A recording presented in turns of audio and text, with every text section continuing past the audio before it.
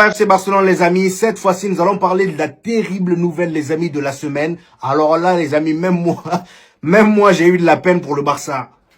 Hein? J'ai eu de la peine pour le Barça. Avec les grandes échéances qui arrivent en Ligue des Champions, l'Atlético de Madrid dont on parle là, ils vont les affronter en quart de finale. Et on sait à quel point le Barça sans Rafinha, c'est pas le même. On sait à quel point le gars il est important. Rafinha s'est blessé. Et le pire c'est que c'est un Madrilène qui l'a blessé.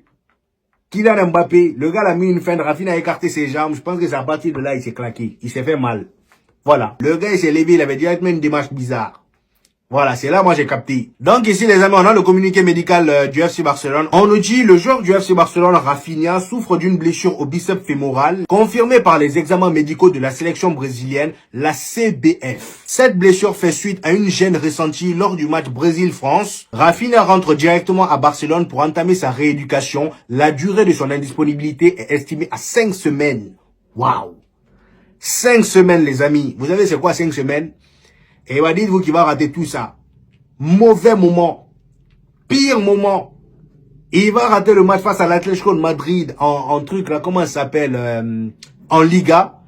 Le match aller-retour face à l'Atlético de Madrid en Ligue des Champions. Il va rater le match face à l'Espagnol. Le match face au Celta Vigo qui est aussi un gros match. Le match face à Retafe qui va être chiant. Et même le match aller de demi-finale. Au cas où il y a demi-finale. Au cas où il y a demi-finale, il va rater ça aussi. Waouh, franchement ça vient niquer, ça vient vraiment niquer la fin de saison du Barça. Si le Barça est éliminé à cause de son absence, franchement ça va être terrible. Et bien évidemment les amis que le Barça est en colère, ils sont en colère contre la FIFA, je les comprends totalement parce que voilà, là on est en fin de saison, il y a des gros matchs qui arrivent pour les clubs en Ligue des Champions surtout, en Ligue Europa également. Et c'est cette période-là vous choisissez pour venir mettre en plein milieu des matchs amicaux. Qu'est-ce qu'on en a à battre, des matchs amicaux, franchement. Je sais qu'avant la Coupe du Monde, il faut s'entraîner, mais je sais pas moi, faites ça à la fin des, je sais pas. Débrouillez-vous, non, dans le calendrier, essayez de mettre là à la fin de la Ligue des Champions. Vous pouvez pas venir mettre les clubs de la merde comme ça. Genre là, le club... Et imaginez si le Barça se fait éliminer par l'Atlético de Madrid à cause de l'absence de Rafinha. Parce que quand Rafinha n'est pas là, ils ont du mal. Surtout devant. Le pressing est très mal exécuté. C'est tout le temps lui qui est là pour déclencher le pressing. Il met la pression de l'intensité. S'il n'est pas là, c'est pas pareil. Hein?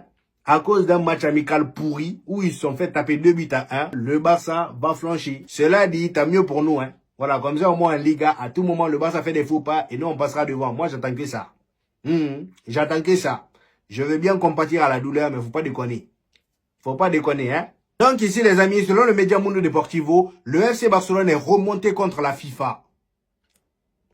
Suite à la blessure de Rafinha lors du match amical contre la France, le Barça reproche la tenue de matchs amicaux 2 mois avant la fin de la saison des clubs. Également les voyages de certaines sélections à plusieurs milliers de kilomètres. Alors là, par contre, je suis totalement d'accord avec le Barça. Il va falloir que la FIFA vraiment fasse quelque chose. Parce que ça ne concerne pas que le Barça, ça concerne tout le monde. Même moi qui parle là, les matchs de l'équipe de France parfois, c'est horrible.